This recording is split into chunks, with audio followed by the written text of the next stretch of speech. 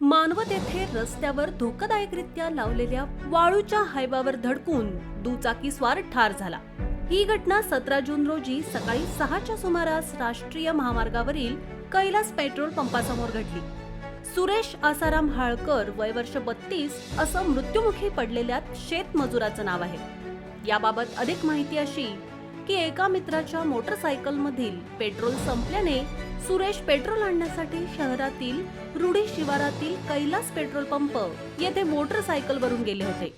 यावेळी पेट्रोल घेऊन कोल्हा येथे जात असताना ते रस्त्यात धोकादायकरित्या लावलेल्या हायवाला जोरात धडकले। या अपघातात ते गंभीर जखमी झाले।